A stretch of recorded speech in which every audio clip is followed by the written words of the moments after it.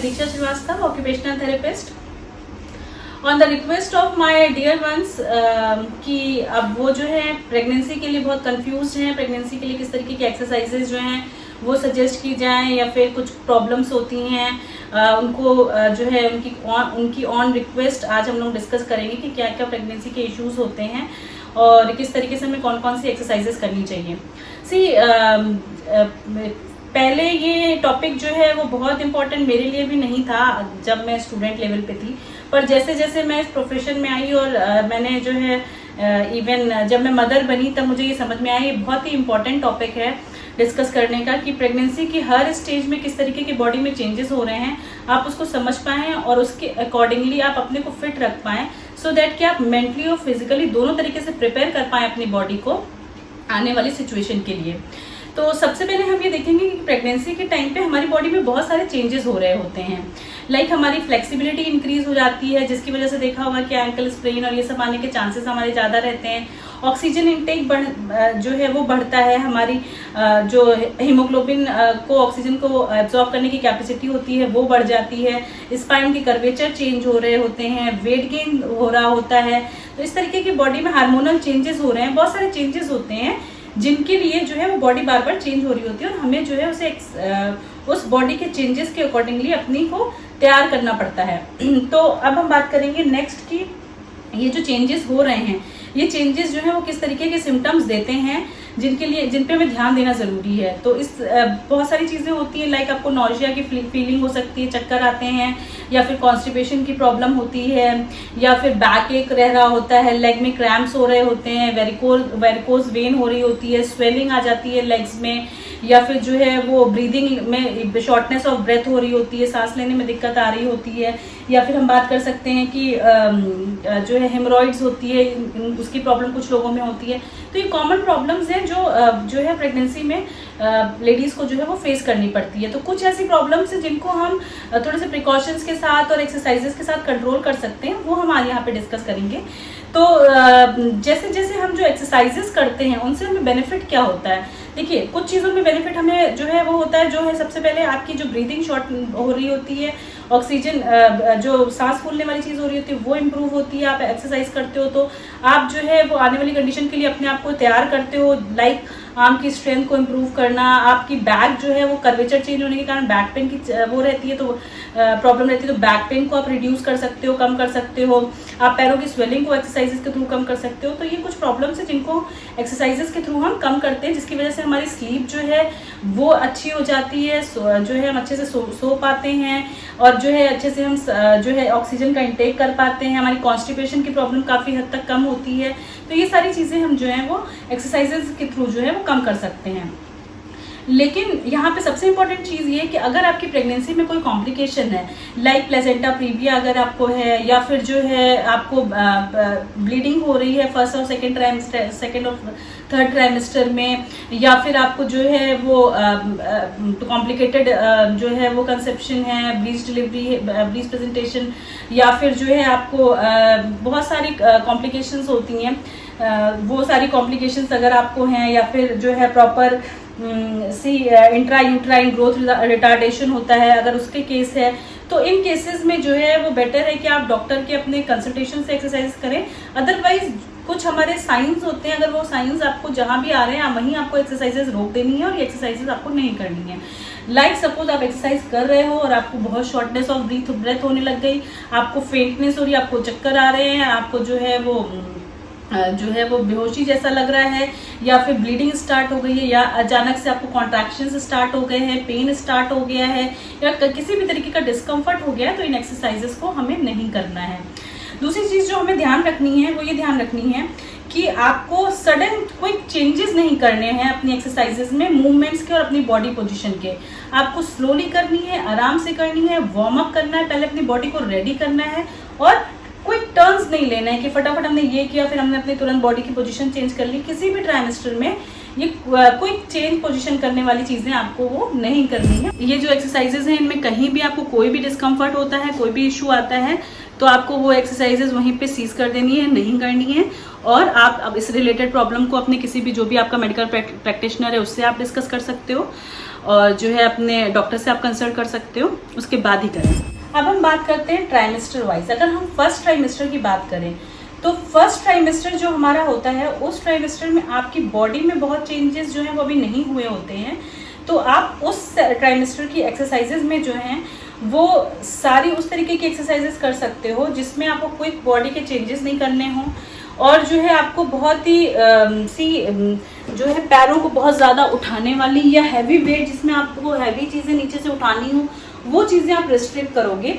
उसके अलावा first trimester में काफ़ी हद तक चीज़ें कर सकते हो, लाइक एरोबिक्स एक्सरसाइजेज हो गई ईजी वाली, और आपकी डांसिंग भी इवन आप कर सकते हो। बस बहुत ज़्यादा टर्न्स नहीं हो, बहुत ज़्यादा क्विक जो है वो बॉडी के मूवमेंट्स चेंज नहीं होने चाहिए।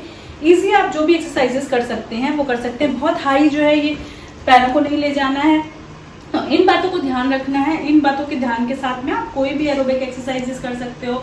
इवन आप स्टैटिक साइकिल भी कर सकते हो, इवन आप जो है वो स्विमिंग भी कर सकते हो। अगर आप अच्छे स्विमर हो, आप जानते हो स्विमिंग कैसे करनी है, तो इस तरीके की एक्सरसाइजेस जो हैं वो हम इसमें जो है वो ले सकते हैं कोई भी। इसके अलावा जो है आप नॉर्मल हमें स्ट्रेचिंग जो है वो मेंटेन करके रखनी है। नॉर्मल स्ट्रेचिंग एक्सरसाइजेज में हमारे आर्म्स की देखिए, सबसे इनिशियल जो मैंने बात की, हमें एम क्या ध्यान में रखना है। आगे चल के हार्मोनल चेंजेस होंगे, हमारी बॉडी का कर्वेचर चेंज होगा जब हम प्रेगनेंसी में जाएंगे। इस तरीके से ये आता है आगे, और लॉर्डेंटिक गेट में आ जाते हैं हम। हमारा जो है वो जो लंबर का जो लॉर्डेंटिक गेट कर्व है वो और ज़्यादा बढ़ जाता है, और टमी जो है वो बाहर आ जाती है। सारा सीओजी जो हमारा सेंटर ऑफ ग्रेविटी होता है वो हमारा चेंज हो जाता है। तो हमें ये ध्यान रखना है कि हमें स्ट्रेट खड़े होना है। आप जब भी अपने पोस्चर का आप ध्यान रखिए, इस तरीके से बजाय खड़े होने के आप कोशिश करिए कि आप बिल्कुल स्ट्रेट खड़े होइए, टमी को अंदर टक करके। जब आप प्रेगनेंसी में तब भी आप टमी को अंदर टक करके और स्ट्रेट हमें खड़े होना है। और जब आप बैठोगे तो भी आपको ये चीज़ का ध्यान रखना है कि आप जो है वो आप ये चीज़ करोगे तो आपको जो बैक एक की प्रॉब्लम है वो काफ़ी हद तक जो है आप पहले ही कंट्रोल कर लोगे। जब भी आप बैठिए तो आपको ये ध्यान रखिए कि हिप्स आपके पूरे यहाँ तक हो, ये जो है वो 90 डिग्री, और फुट भी जो है वो 90 डिग्री मेंटेन कर रहा हो, और स्पाइन का कर्वेचर मेंटेन कर रहा हो। टमी जो है वो आप अंदर टक करके पूरा स्ट्रेट होकर के बैठिए। बैठने में भी आपको यही ध्यान रखना है, और स्टैंडिंग में भी यही ध्यान रखना है। कुछ मदर्स ऐसी होती है कि उनको लगता है बहुत वेट बढ़ गया तो वो अपने आप ही इस तरीके का पोस्चर कर लेते हैं और इसी पोस्चर में चलते हैं, जबकि वो स्ट्रेट आराम से अपनी स्पाइन को रख सकते हैं। लेकिन ये डिपेंड करता है कि आपके स्पाइनल मसल्स जो है वो कितनी स्ट्रांग हैं इस पोस्चर को मेंटेन करने के लिए। तो हमें फर्स्ट ट्राइमेस्टर से ही जो चीज़ें ध्यान में रखनी है वो ये चीज़ें ध्यान में रखनी है कि पहले हमें अपनी नेक को स्ट्रेंथन रखना है, क्योंकि आगे चल के आपको बेबी को फीड कराना होगा। इस तरीके से आप नेक बेंड करके रखोगे तो अगर आपकी नेक स्ट्रेंथन नहीं है तो आगे सर्वाइकल होने के चांसेस रहते हैं, नेक पेन होने के चांसेस रहते हैं। तो ये प्रिपरेशन आपको करनी है। सेकेंड आपको मैं बता दे रही हूँ, सेकेंड प्रिपरेशन क्या करनी है, हमें अपने आर्म्स की स्ट्रेंथ को इम्प्रूव करना है। क्यों? क्योंकि हमें बेबी को होल्ड करना होता है, और अगर हम बेबी को बहुत देर तक हमें होल्ड करना है तो हमें जो है आर्म की स्ट्रेंथ अच्छी चाहिए उसे लिफ्ट अप करने के लिए, उसकी चीज़ों को करने के लिए। तो जो चीज़ें आपको प्रिपेयर करनी है वो सेकेंड चीज़ ये है कि आर्म की स्ट्रेंथ, तो हमें इसकी एक्सरसाइजेस करनी होंगी। थर्ड चीज़ हमने आपको बताई कि स्पाइन की फ्लेक्सिबिलिटी इसलिए मेंटेन करनी ज़रूरी है क्योंकि उसका कर्व चेंज हो रहा है। कर्व चेंज हो रहा है तो वो ऑब्वियसली आपको बैक पेन देगी, लेकिन अगर उसकी मसल्स स्ट्रेंथन है, आपने फ्लेक्सिबिलिटी मेंटेन की हुई है, तो बैक एक आपको बहुत कम होगा या फिर नहीं भी होगा। क्योंकि मुझे तो अपनी प्रेगनेंसी में बैक एक की प्रॉब्लम नहीं हुई, क्योंकि आपको अपनी स्पाइन को स्ट्रेंथन रखना है। देन थर्ड थिंग जो हम अपनी लेके चलेंगे, हमारी pelvic floor muscles. Pelvic floor muscles, इसके लिए मैं एक वीडियो और आपको अलग से भी डाल दूंगी।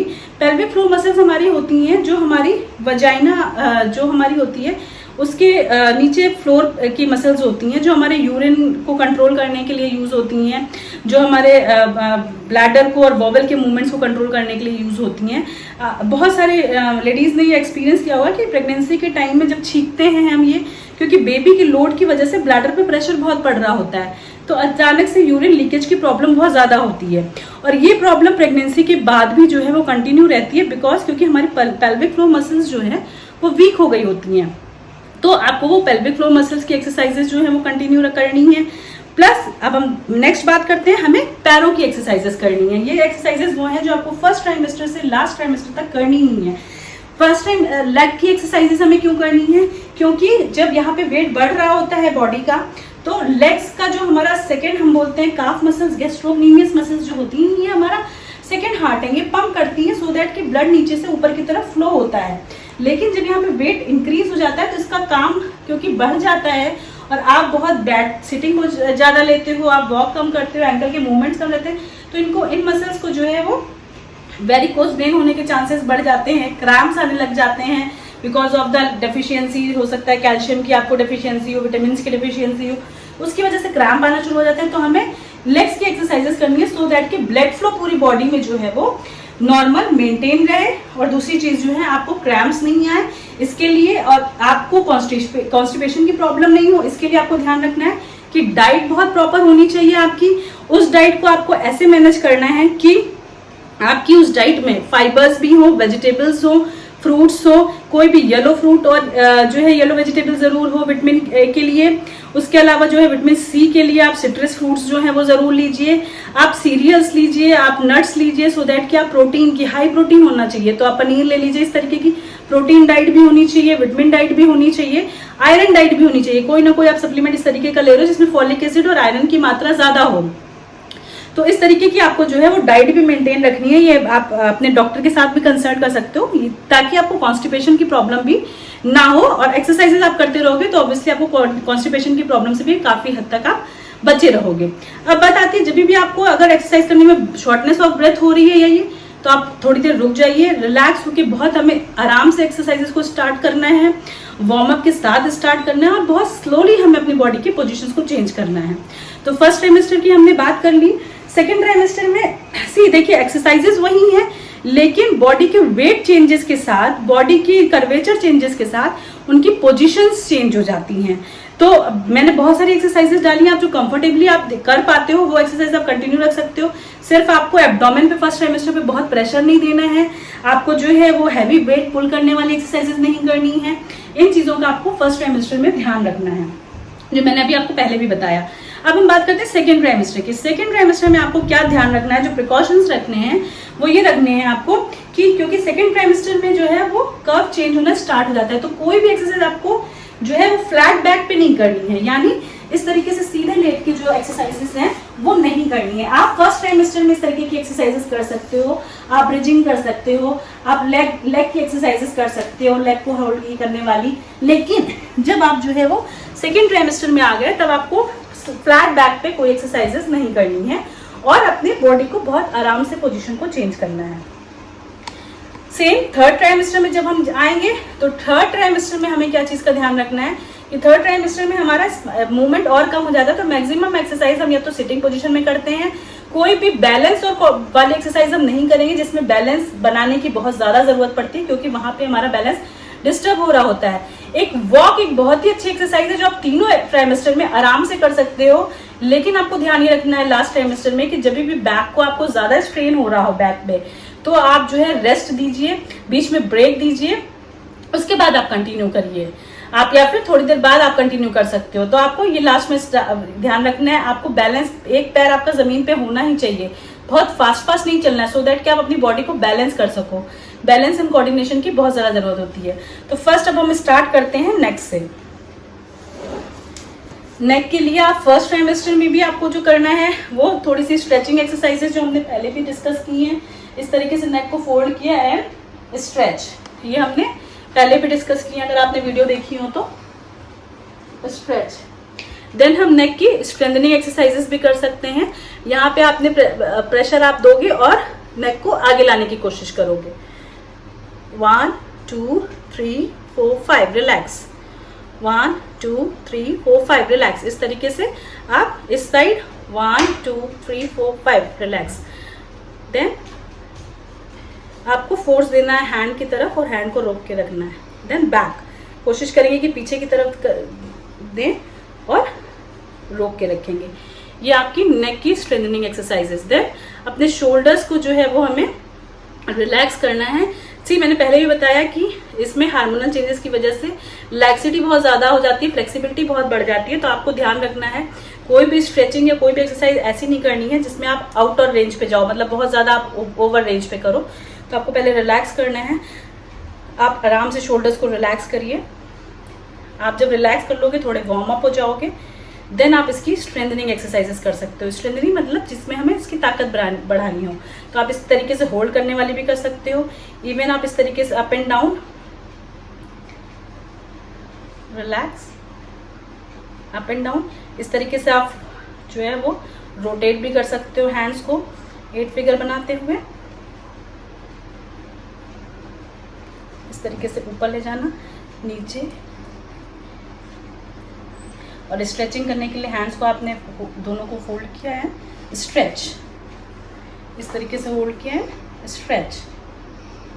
आप ये एक्सरसाइजेस हैंड की स्ट्रेंथ बढ़ाने के लिए आप डंबल्स के साथ भी कर सकते हो। स्टैंडिंग पोजीशन में कर सकते हो आप फर्स्ट ट्राइमेस्टर में, डंबल्स लेकर के देन आप इस तरीके से 10 टाइम्स, देन इस तरीके से आप रखोगे 10 टाइम्स। ये आपकी आर्म्स की स्ट्रेंथ को इम्प्रूव करता है। देन हम रिस्ट की करेंगे। रिस्ट की स्ट्रेचिंग करने के लिए आप इस तरीके से वॉल पे लगाइए एंड देन स्ट्रेच, होल्ड करके रखेंगे और रिलीज। इसी तरीके से आप इस तरफ भी करेंगे। अगर वॉल और ये नहीं है तो आप हैंड से भी ले सकते हो स्ट्रेच। ये हमारी आर्म की एक्सरसाइजेस हो गई।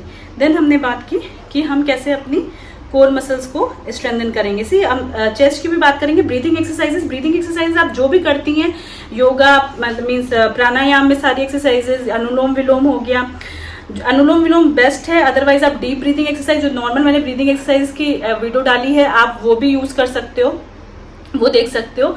अनुलोम विलोम हो गया, डीप ब्रीदिंग, ये एक्सरसाइजेस आपको ब्रीदिंग की करनी है साथ में। देन स्पाइन के लिए, स्पाइन की ये आप तीनों ट्राइमेस्टर में कर सकते हो। तीनों ट्राइमेस्टर में आपको स्पाइन की फ्लेक्सिबिलिटी के लिए ये पोजीशन मेंटेन करनी है। डाउन, सी 1 2,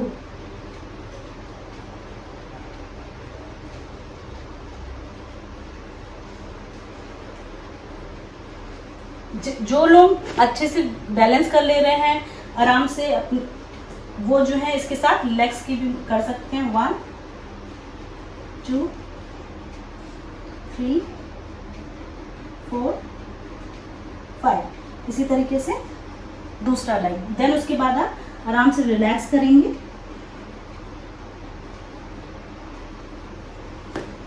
देन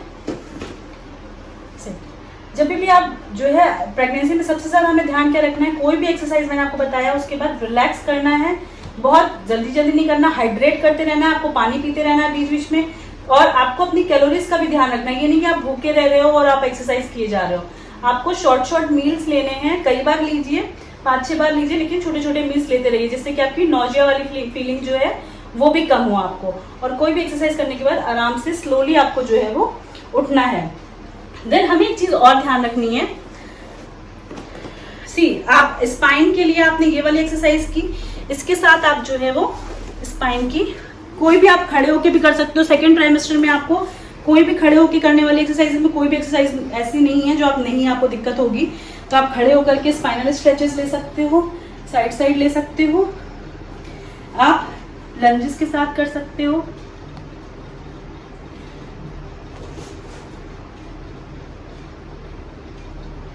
ये आप कर सकते हो। आप जो है साइड टर्न भी ले सकते हो।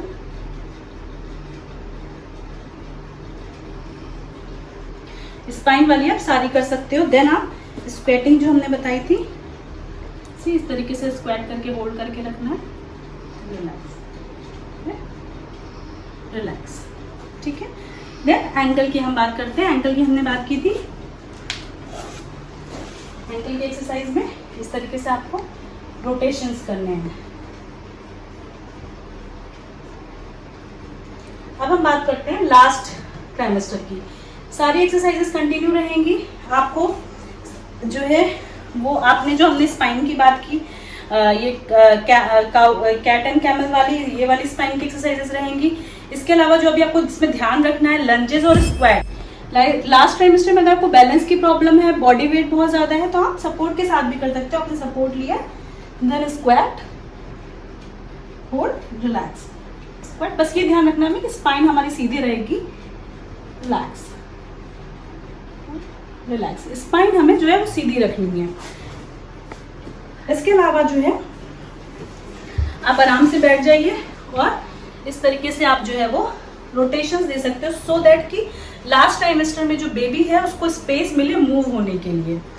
तो इस तरीके से जो है वो आपको इस तरीके से भी आप पूरे ट्रंक को मूव कर सकते हो। एक बार आप क्लॉकवाइज, देन उसके बाद रिलैक्स, फिर आप एंटी क्लॉकवाइज। तो इस तरीके से आप मूवमेंट दे सकते हो।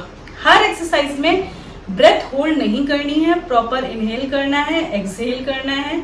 ब्रीथिंग एक्सरसाइजेस जो है वो मैंने जो बताई थी आपको, चेस्ट को ओपन करने वाली, ये आपको, क्योंकि क्या होता है कि बेबी का जब टमी जो हमारा इंक्रीज हो जाता है वो लेता है तो स्पेस लेता है, तो वो लंग्स को, डायफ्राम को हमारे पुश करने लग जाता है, तो शॉर्टनेस ऑफ ब्रेथ हमारी होने लग जाती है।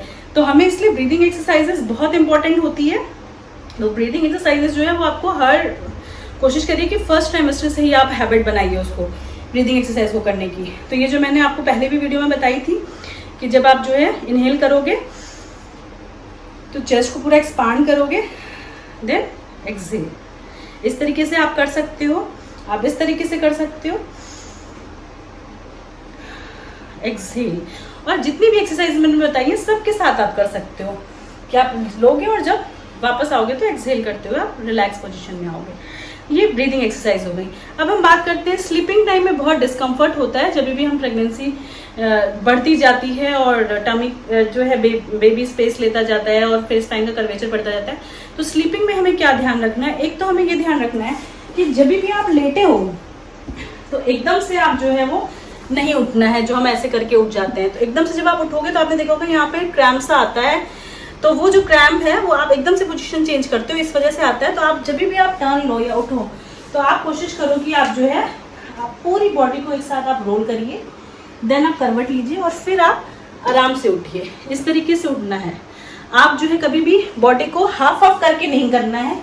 इवन ये उन लोगों के लिए भी है जो लोग जो है सिजेरियन डिलीवरी या जो है किसी भी तरीके की सर्जरी हुई है, आप जब अचानक से इस तरीके से जो है आपको नहीं उठना है कि आपने आधा आधा बॉडी को क्रॉस किया। हमेशा बॉडी को पूरा रोल करना है, देन उठना है। और कोशिश करिए कि लेफ्ट साइड करवट पे ज़्यादा सोइए, सो दैट कि जो है वो आपके हार्ट को कम वर्क करना पड़े, आप प्रॉपर तरीके से आपका जो है ब्लड सर्कुलेशन मेंटेन रहे। तो लेफ्ट करवट में आप सोइए और उठने के लिए आप जो है वो प्रॉपर पूरा बॉडी को रोल करके तब उठना है। एक बार मैं आपको ये भी बता देती हूँ, पिलो को किस तरीके आपको लेटना है। आप ये हमने नीचे रखी, देखिए एक पिलो जो आप सर के नीचे रखते हो वो, अदरवाइज आप जो है वो जिसको जिस तरीके इसमें डिस्कम्फर्ट हो रहा है उस तरीके से आप पिलो को यूज़ कर सकते हो। लेग्स के बीच में इस तरीके से पिलो रखनी है। और अगर आपको टमी के नीचे भी लगता है कि हमें स्पेस वो चाहिए, सपोर्ट चाहिए, तो आप इस तरीके से टमी के नीचे भी एक कुशन लगा के इस तरीके से भी आराम से लेट सकते हो। तो ये प्रेगनेंसी में आप इस तरीके का पोस्चर जो है वो, अगर आपको बैक में भी लगता है तो आप पीछे जो है वो बैक में भी एक जो है वो पिलो को यूज़ कर सकते हैं।